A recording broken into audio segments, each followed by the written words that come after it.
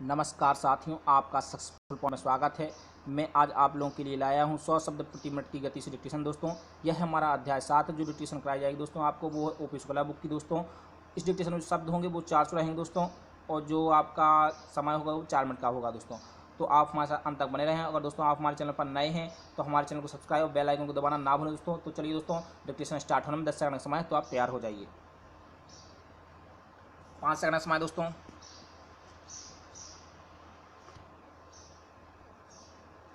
Dictation start. अध्यक्ष महोदय, आज हम सभी लोग खेती की समस्या के ऊपर विचार कर रहे हैं। हमारा देश किसानों का देश है। यहाँ के लोग खेती बाड़ी करते हैं। आज़ादी से पहले हम करोड़ों रुपए का अनाज देश के बाहर भेजते थे, लेकिन दूसरी लड़ाई के बाद हमारा देश अन्न के मामले में दूसरों पर निर्भर हो गया। देश में अन्न की बहुत कमी हो गई है। जब पहली लड़ाई हुई थी उस समय अन्न काफ़ी सस्ता था। दूसरी लड़ाई के बाद हमारे देश में अनाज काफ़ी महंगा हो गया। उस समय सरकार ने खेती की ओर पूरा ध्यान नहीं दिया। पहले हमारे देश के बाज़ारों में लाखों मन गल्ला पड़ा रहता था।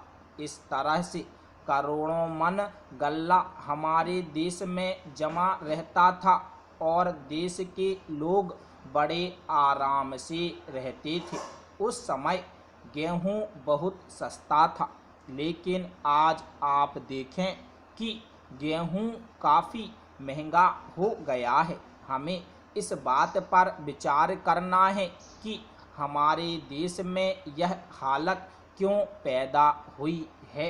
पैरा हमने पंचवर्षीय योजनाओं का सिलसिला बनाया, लेकिन खेती पर हमको जितना ध्यान देना चाहिए था उतना ध्यान हमने नहीं दिया।